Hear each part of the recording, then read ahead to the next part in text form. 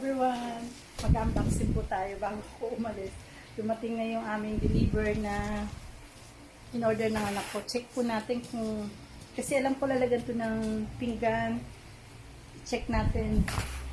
Check ko po kung maayos ba. Pero papaalis na nga po kami. Wait lang, wala pa pala akong dalang gunting. Check natin ulit kung maayos ba yung lalagyan ng pinggan. In-order to ng aking anak. Yan. Box natin.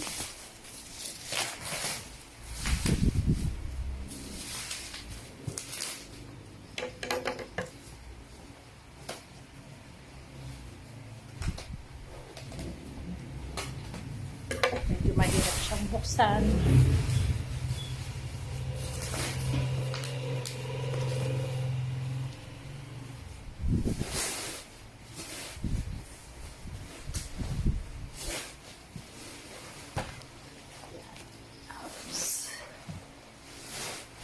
Yan. Ano ba ito? Pahiga. Pahiga muna. Pahiga. Yan. Check pa natin.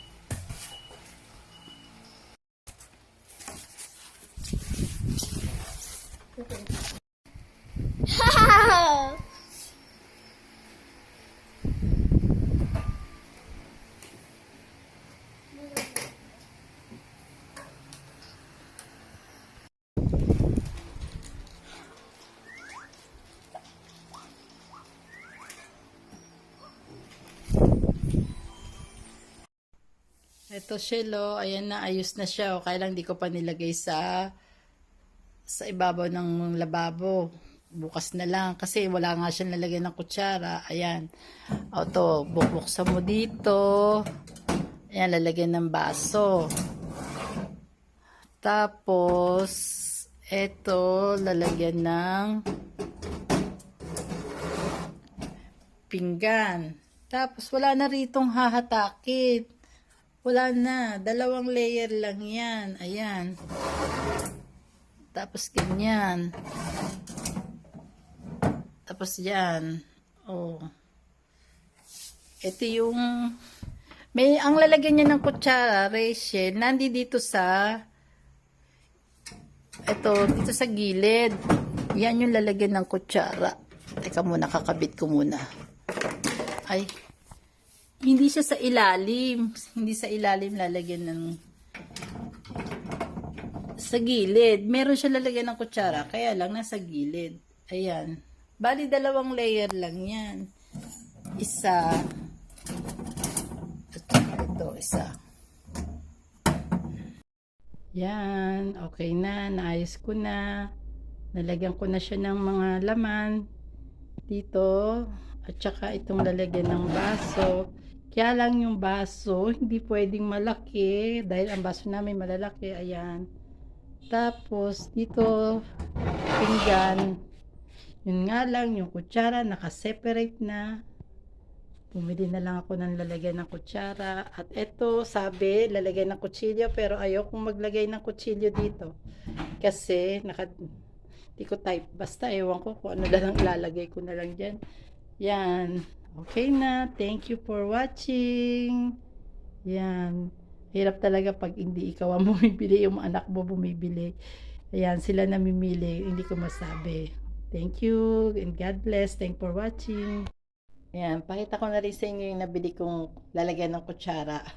Dahil wala nga lalagyan ng kutsara itong cabinet na nabili namin, na lalagyan ng pinggan.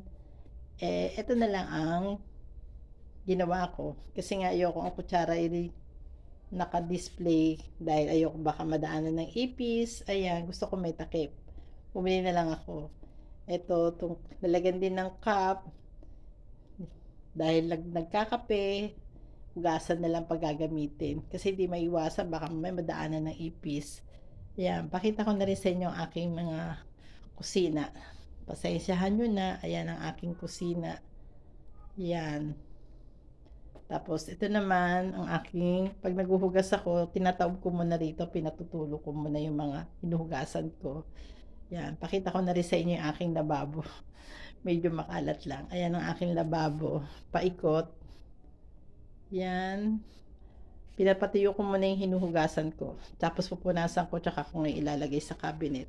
Yung lalagyan ng kutsara dito, tinanggal ko. Ayan na lang pinalit ko. Andi dito siya pero walang laman. Kung pangit pala nung napakita ko pa. Ayan. Tapos dito pwede pala rin patungan dito. May pwede pa pagpatungan. Yan. Yan. Ma, Yan ang aking kusina. maapo ko.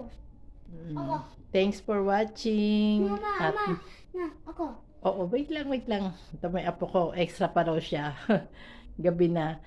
Oh, salamat rin, maraming salamat po sa inyong panonood. At God bless po. Thank you po sa lahat ng mga nanonood ng aking video. Saan pong nakakarating ng aking video. Maraming salamat po sa inyo lahat. At syempre sa Team Survivor po, thank you rin po sa inyo. At sa lahat-lahat po. God bless po. At bye-bye po. Ayan. Oh. Bumili na rin po kayo ng lalagyan ng, kasi ang lalagyan ko ng aking pinggan ay nasira na. Kaya pinalitan ng anak ko. Okay, kulit ko, no? Thank you.